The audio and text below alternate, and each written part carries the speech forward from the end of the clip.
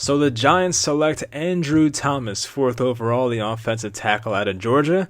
This guy was originally my first love in this draft, and when I started looking at the prospects in the 2020 class, Andrew Thomas was the guy that stood out to me the most. And as the more I watched a guy like Jedrick Wills, I liked him a lot as well. I had like a 1A, 1B type thing going on with Andrew Thomas and Jedrick Wills.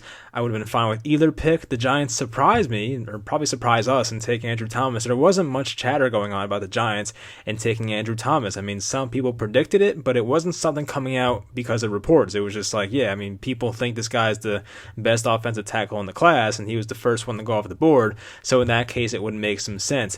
So now into him, the player. So he's 6'5", 315, has 36 and 1/8 inch arms, 10 and 1/4 inch hands. Not bad for measurables.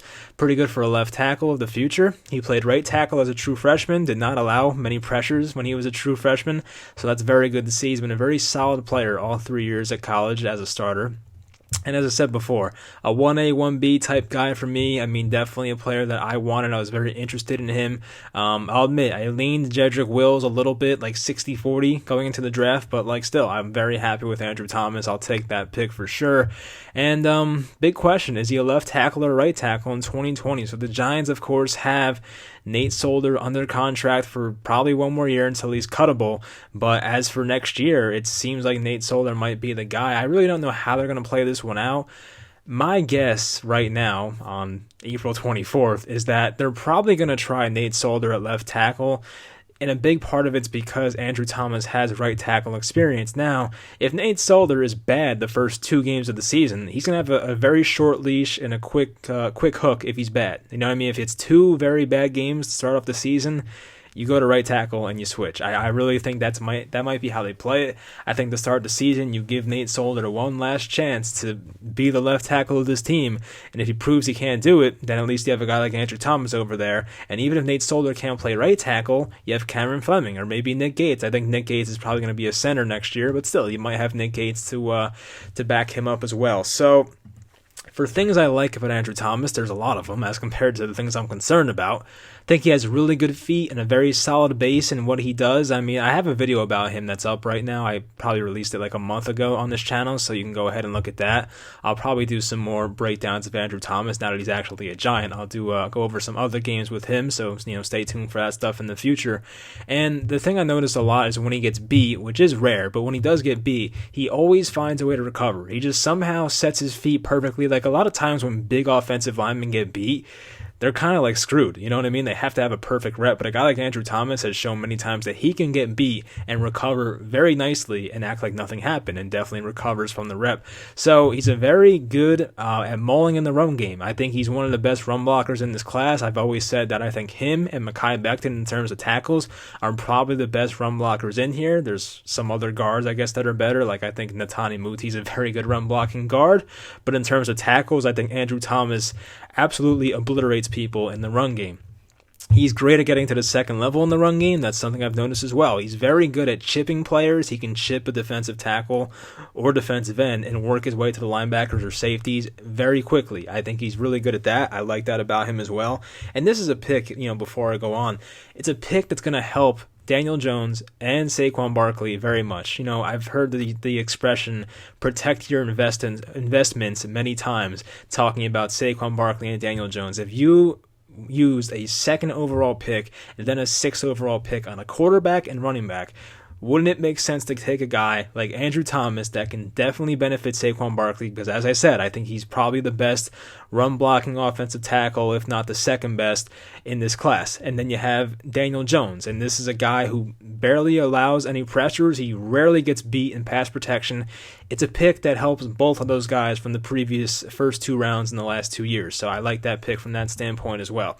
So where were we? So he was never embarrassed in pass protection in a single game. He's never had a matchup in college where he was just getting dominated the whole game. He never had a game where he's allowed so many pressures or gave up so many sacks. He's always been solid. Yeah, you're going to screw up every once in a while because you're human, but for the most part, this guy put on a good performance every time he played. It wasn't like he was going out there and they had to, help him with a tight end or something like that or help chip his guy.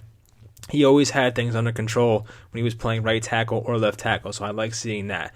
And he definitely has enough agility and strength to handle any type of pass rusher, so we know that there's certain pass rushers in the NFL, guys that are really good at just, having bull rush moves because they're very strong, and guys that are very good at finesse moves. I think Andrew Thomas can handle both of those type of pass rushers, so I don't think there's going to be any type of mismatch we have to worry about with Andrew Thomas.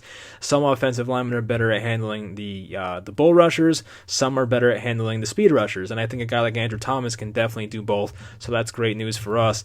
And then, he has instances of blocking multiple defenders in one play. I go over that multiple times in my film review video about Andrew Thomas. There are so many instances of him blocking one player at defensive end. There was one play, I forget who it was against, but there was one play where he literally threw down a defensive end, then worked his way to two linebackers and basically sealed off the two linebackers for his running back to get by. So he took care of three players on the defense in one play. That is just phenomenal stuff from an offensive lineman.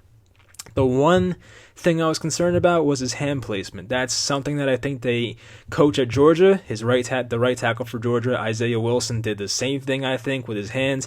Sometimes the hands get a bit too wide on pass protection. Now that's fixable, very fixable with Mark Colombo. I hope they settle that out, get that right. But for the most part, I think everything else is fine. He has all the tools in the world to be a very good left tackle in the NFL. He might be a right tackle at first, but eventually be a very good left tackle. I know some people might be disappointed about this pick because you really wanted Isaiah Simmons, and the Isaiah Simmons hype train people were just, holding on for dear life. It was Isaiah Simmons or nothing for them. But I do think from a logical standpoint, this was a really good pick tonight. I would have been very fine with Jedrick Wills or Andrew Thomas. We got one of them. I'm satisfied. Now, of course, trading back and getting one of them probably would have been fine. If the Giants took Jedrick Wills at number 10 overall, I probably would have signed up for that in terms of value, but still, getting Andrew Thomas at 4, I'm very fine with that. Very happy about it. I haven't been very happy the last couple of drafts, so I'm happy about this one. So, great move in my mind, and now let's get on to some guys that are still left on the board for day 2.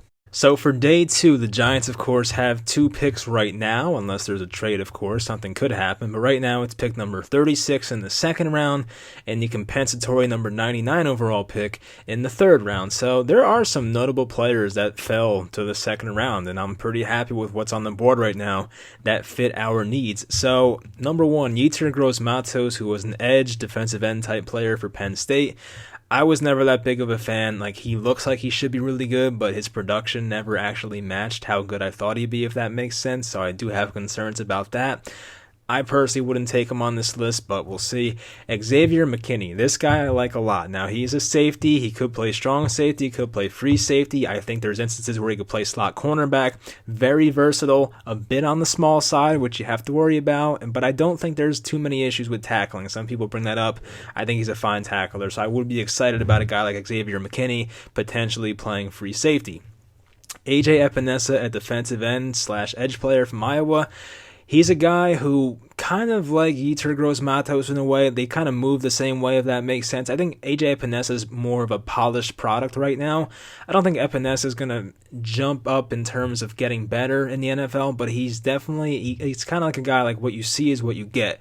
And I do think he's a guy that can be like a 8 to 10 sack guy one day in the NFL. I'm not positive, but that's the way I look at him. He's a very solid run defender. He could get to the quarterback occasionally. His combine, I'll admit, was not too good, but when you look at him in terms of a football player, he's pretty good. I mean, he's not exciting. He's not the most exciting prospect on this list because, the measurables and the athleticism is not that great, but the guy still gets his pressures and he still, stops the run. So he's very good. He's put up good numbers in college, so I guess I'd be okay with that pick. Not sure if it's a good scheme fit, but I do think he'll be a good player on the right team. Number 4 is T. Higgins, the wide receiver from Clemson. This is a guy I wasn't too high on, but when you're talking about 36 overall, you start thinking about it. I personally would not do that. I do think he'd be a good fit for what the Giants have going on right now because the Giants don't have a big wide receiver like a T. Higgins type. So that could be a decent pick. I wouldn't want that. I wouldn't be mad about it, but still I think there are some better options than T. Higgins right now. Antoine Winfield Jr., the free safety from Minnesota. So this is a guy I really like. I do think if they were to take him, especially with Grant Delpit and Xavier McKinney on the board, if all three safeties were on the board at 36, 36, I'd probably say just try and trade down because I would take any one of those three guys, honestly. So Antoine Winfield Jr., though, I think is one of the best ball hawks in this class. He's going to get a bunch of interceptions in the NFL. I don't think there's many issues with tackling. Sometimes he leads with his head a bit too much, but outside of that, pretty damn good prospect. And people say he's undersized. I personally don't agree with that. I mean, yeah, he's kind of undersized, but we've seen a guy even smaller like Tyrann Mathieu have a great career, so that'd be fine with me. Grant Delpit, this is a guy I'm very iffy about. Very, very good playmaker on the ball, but his tackling is an issue. He's had many, many missed tackles in college. If you go back and watch games of him at LSU, that will stand out a lot. So don't just watch the highlights with Grant Delpit because then you'll fall in love. Make sure you watch the whole game because there are a lot of missed tackles. But honestly, for a second-round pick, I'd probably take a chance. I mean, you probably can fix a lot of his tackling issues. Don't know why it wasn't sorted out in college, but he definitely has a lot of talent and a lot of physical tools that you can't teach, so I'd be fine with a guy like Grant Delpit. Zach Baun is someone that I've never really came around on. I think he'd be better as an off-ball linebacker, but we'll see what teams want to do. There is that thing that came out last week about his urine being I don't know, something. He drank too much water before his drug test or something. There was something wrong with his urine and basically his drug test. I'm not sure what's going to happen with that. Maybe a suspension comes out in the future for him. I'm not exactly sure, but we'll see. But in terms of him as a player, I wasn't that big of a fan. I just think he's too finessey for me. And you know what? Every time I saw him get a sack, if you go back and watch Zach Baun's sacks and his highlights, every single time it's just beating a guy to the edge, beating a guy to the edge, beating a guy to the edge every single time. Like, you don't see other moves from Zach Baun. So I have my concerns as a edge rusher in the NFL against better offensive tackle talent. So Zach Baun's probably a guy I would not take at 36. I could definitely see the Giants doing it, but I personally would not do it. Jaylon Johnson is a guy I thought was going to go in the first round. Surprised he didn't. So this would be not necessarily a need for the Giants. You have two starting cornerbacks in DeAndre Baker and James Bradbury, but I do think in the right system, Jaylon Johnson can definitely be a really good player. He definitely has all the physical tools. I think he's a very smart player as well, so I like that about him. Ezra Cleveland from Boise. So, yeah, I mean, this is a guy I think played right tackle in college. People say he has to get a bit stronger, but still, I mean, he has a lot of the good technique skills you would want. So I think that's an interesting pick at right tackle if they were to make it, but it makes no sense now because you do have two starting tackles in Nate Solder and Andrew Thomas. But if they're thinking about 2021, then I can absolutely see them going Ezra Cleveland or even the next guy, Josh Jones. I'm a big Josh Jones guy. I had Josh Jones rated higher than Mekhi Becton, which I might be crazy about, but when I watched those guys on tape, I just saw a much more refined prospect in Josh Jones. I think Josh Jones is a really good pass blocker. He's not a mauler in the run game, but he gets the job done, so he wasn't great at that. But in terms of pass blocking, I love the technique. Always got the job done. Ross Blacklock, this might be a Dave Gettleman guy, defensive tackle from, I believe, TCU. He has potential to get better as a pass rusher, a very explosive player. I've noticed that a lot. That was the one thing I've noticed when I watched him on tape. I was like, this guy is really explosive for a guy of his size. So that's a person they could take. I mean, once again, I don't want a defensive tackle, but like I could see it happening based off who our GM is and his history.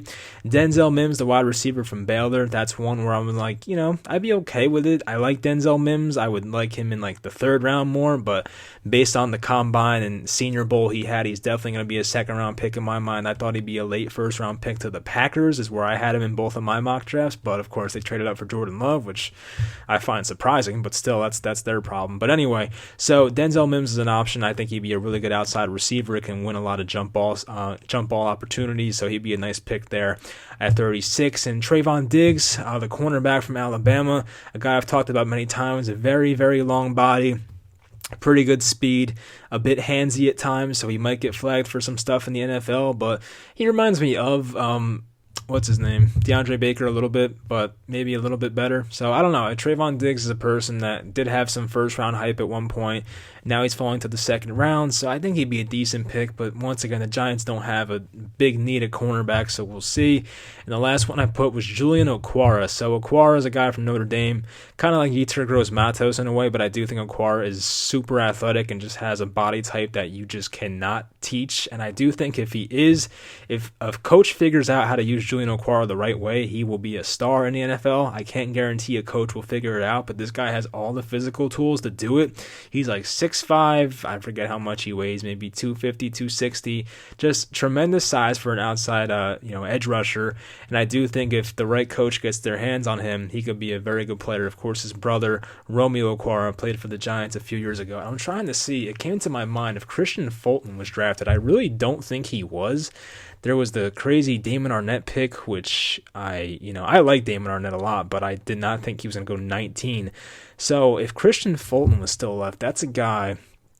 Yeah, I think he's left. Yeah. Christian Fulton is still left in the second round. I like Christian Fulton a lot. He played injured most of 2019, still had a really good season. He was really good in 2018. I think this guy has the potential to be a future lockdown corner in the NFL. So to get him at 36, I'd be very excited about. So that's a pick I would not complain about. So I don't think it happens because, once again, they don't have enough need at cornerback. But I think that value at 36 for a guy like Christian Fulton would be absolutely amazing. I just don't see it happening. So that'll do it. I think out of this list, I want to give a guy who I'd want the most and would make the most sense for the Giants. I'm trying to look. I mean, there's no clear, obvious answer for me right now. I like Okwara a lot. I just don't think I'd take him at 36. I like the safeties, honestly. I would be fine with. I can buy into Winfield Jr. I can buy into McKinney, and I can buy into Delpit. I could be fine with a lot of people on this list. I'll put it as the guys I don't want. I don't want Zach Bond. I don't want Denzel Mims here. Too early for a receiver for me. Who else? I mean, everyone else I'd be all right with. I really can't complain about it too much. I mean, I'm not too big on Yetur Gross-Matos, honestly.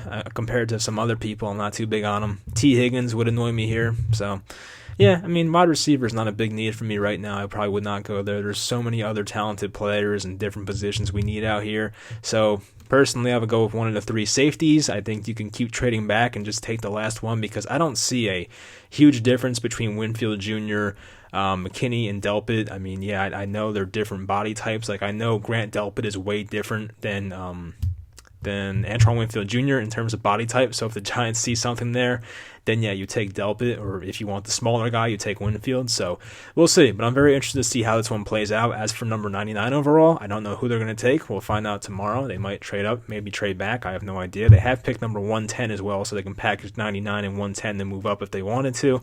That's an option. So overall, I'm happy tonight. It's very late. I want to go to bed soon. We got a long day tomorrow, so I hope you guys enjoy this video. I hope you enjoyed the first round of the draft. I think we did very well in this draft so far. I'm happy about it, so let's keep that going, and I'll talk to you guys next time.